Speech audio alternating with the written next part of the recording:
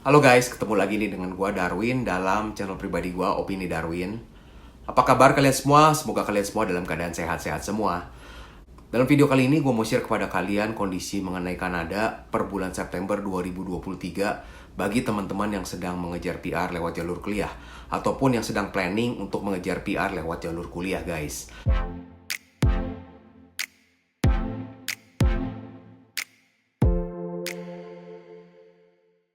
Nah, seperti yang kita ketahui bahwa kuliah ke Kanada itu tidak menjamin kita akan mendapatkan permanen residen Kanada.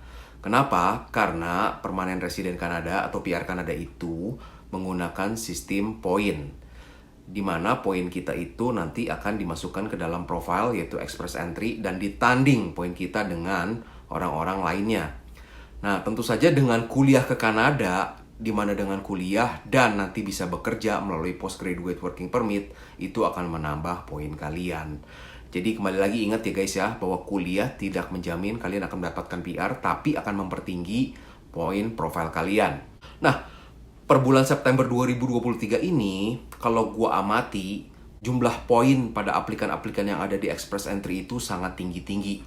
Artinya, mereka itu banyak yang secara umur masih muda, secara bahasa Inggris skornya bagus, secara edukasi mereka tinggi, dan mereka mempunyai pengalaman kerja yang cukup, sehingga poin profil mereka itu tinggi. Nah, tentu saja kalau bagi kita yang mungkin udah umur 30-an lebih ke atas, itu menjadi berat. Kenapa? Karena kalian harus bersaing dengan yang masih muda-muda, di mana poinnya itu masih pada tinggi.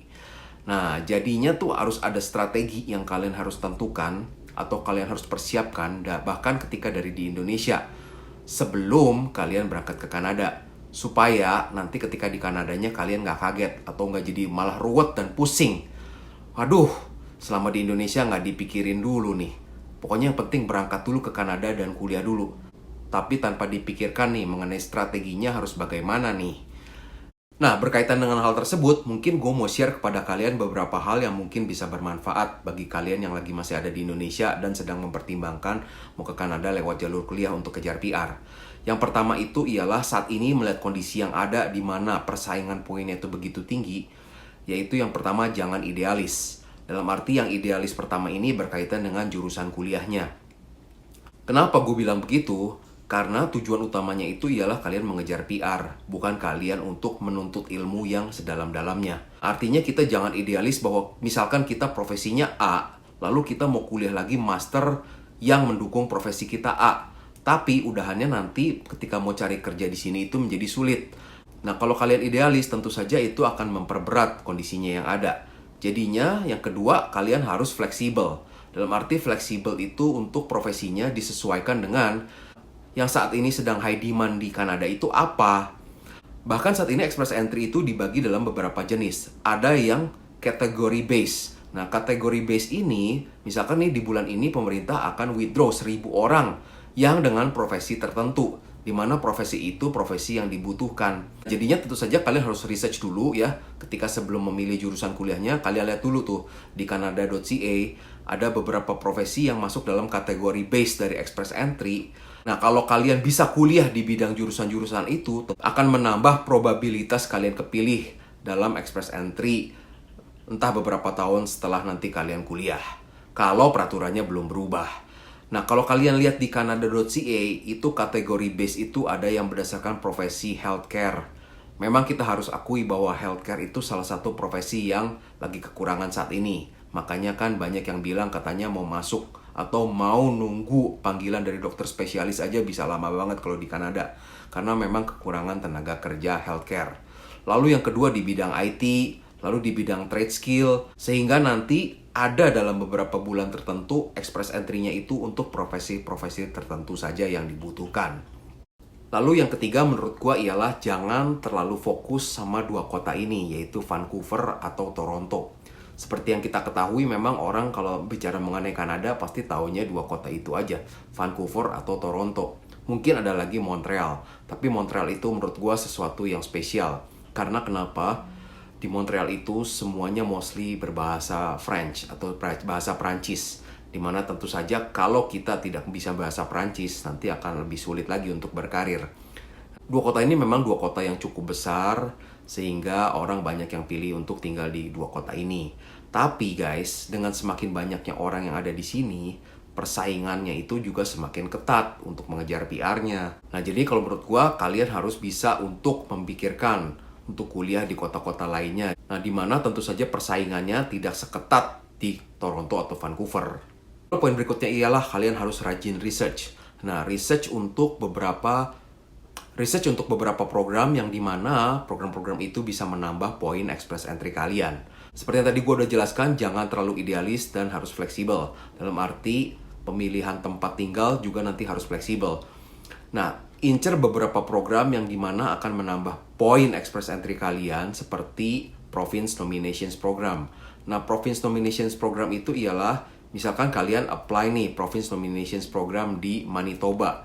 Nah, setelah di-assess oleh Province Manitoba, ternyata profil kalian cocok dengan mereka dan mereka akan menerbitkan atau akan memberikan sponsorship kepada kalian. Nah, dengan adanya Province Nomination sponsorship ini, tentu saja akan menambah poin express entry kalian. Dan poinnya ini cukup besar guys untuk PNP ini. Sehingga chance kalian untuk kepilih itu semakin besar. Nah, jadi kalian harus selalu rajin research. Kenapa kalian rajin research? Karena tiap provinsi persyaratannya berbeda-beda, profesi yang dibutuhkannya juga berbeda-beda, dan mekanisme apply-nya juga berbeda-beda. Jadi kalian harus rajin untuk research. Ada juga beberapa program yang dibuat oleh pemerintah federal atau pemerintah pusat. Contohnya itu Atlantic Immigration Program ataupun RNIP, Rural Northern Immigration Program. Nah, di mana itu adalah program-program dari pemerintah pusat, semacam jalur PR khusus yang lebih dimudahkan, tapi kalian harus tinggal di daerah-daerah atau di provinsi yang kekurangan penduduk. Nah, seperti yang tadi gue bilang, kalau untuk lagi mengejar PR, udahlah, nggak usah idealis dulu, kotanya harus Toronto atau Vancouver. Ke daerah-daerah yang Atlantik ataupun ke daerah-daerah yang rural, untuk beberapa tahun pertama bertahan dulu. Yang penting untuk mengejar PR terlebih dahulu. Lalu poin berikutnya itu berkaitan dengan alternatif. Nah, maksudnya alternatif ialah apa? Oke, misalkan kan kalian dari di Indonesia sudah mempunyai strategi nih. Oke, gue akan kuliahnya jurusan A di provinsi A dengan target setelah beberapa tahun nanti gue akan apply PNP dari provinsi tersebut. Nah, tapi dalam realitasnya ternyata peraturan dari provinsi itu ataupun peraturan dari pemerintah federal Kanada itu bisa berubah anytime. Nah, kita nggak pernah tahu. Jadinya kita harus mempunyai alternative plan atau backup plan. Nah, misalkan seperti kejadian saat ini nih. Beberapa tahun yang lalu itu belum ada program yang kategori based dalam express entry seperti yang tadi gue jelaskan. Nah, tapi tahun ini mulai di-apply oleh pemerintah. Nah, jadinya ada beberapa profesi yang tadinya gue pikir tuh cukup aman untuk gue apply PR, gak masuk dalam kategori base itu. Ternyata saat ini berarti sudah bukan menjadi profesi yang high demand. Nah, jadinya gimana nih plan berikutnya? Gue harus apply-nya lewat jalur apa lagi? Nah, jadi kalian udah harus memikirkan untuk hal itu juga tuh. Lalu poin berikutnya itu tentu saja berkaitan dengan sesuatu yang sudah gue sering sebut sebelumnya, yaitu mengenai postgraduate working permit. Ingat guys, bahwa kalau kalian kuliah di Kanada ini yang programnya diploma 1 tahun, kalian hanya akan mendapatkan work permit setelah kuliah 1 tahun. Sedangkan kalau kalian kuliahnya 2 tahun, kalian nanti akan dapatkan work permit selama 3 tahun. Nah, tentu saja kalau kalian kuliahnya setahun, lalu kalian mendapatkan izin kerjanya setahun, itu timeline-nya tuh sangat mepet sekali untuk mengejar PR-nya. Ada resiko kalian bisa pulang ke Indonesia karena work permit-nya udah keburu habis sebelum kalian mendapatkan PR. Jadinya kalian alternatifnya kalian harus pulang atau mencari employer yang mau memperpanjang work permit kalian. Nah, tentu saja kan nggak gampang ya untuk employer bisa memperpanjang work permit kalian. Nah, kalau kalian kuliahnya 2 tahun, setelah itu kalian mendapatkan work permit selama 3 tahun, itu kan timeline-nya jadi masih agak cukup panjang.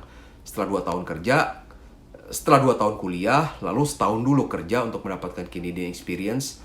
Di tahun kedua, work permit itu baru mulai apply PR. Nah, jadinya masih ada nafasnya guys ya. Nah, jadi kurang lebih itulah beberapa tips yang menurut gua itu relevan dengan kondisi saat ini di Kanada per bulan September 2023. Dimana tentu saja ke depannya nanti peraturan bisa berubah lagi dari pemerintah federal ataupun pemerintah provinsi. Kita nggak pernah tahu ya, sulit untuk ditebak guys. Tapi intinya itu kalian harus bener-bener rajin research dan fleksibel kalau menurut gua. Dan juga jangan idealis ya. Oke guys, menurut kalian ada lagi nggak beberapa hal yang mungkin harus ditambahkan dari opini gua? Jika ada, tolong tulis di komentar di bawah ini ya. Dan kembali lagi disclaimer ya guys ya, bahwa gue ini bukan agen tenaga kerja, gue bukan agen immigration, gue bukan agen pendidikan, gue tidak memberikan legal opinion, gue tidak memberikan konsultasi imigrasi sama sekali. Gue hanyalah salah satu dari ribuan orang Indonesia yang ada di sini, dan gue coba share apa yang menjadi opini gue berdasarkan apa yang menjadi research gue secara pribadi guys ya. Nah, kembali lagi bahwa jangan jadikan video gue sebagai patokan, tapi hanya untuk menambah wawasan. Untuk kalian ingin menggali lebih dalam, tentu saja kalian harus research seperti yang tadi gue jelaskan. Dan sumber informasi yang paling akurat ialah www.canada.ca. Oke guys, terima kasih sudah menonton video ini. Semoga videonya bermanfaat ya. Stay safe and stay healthy, oke?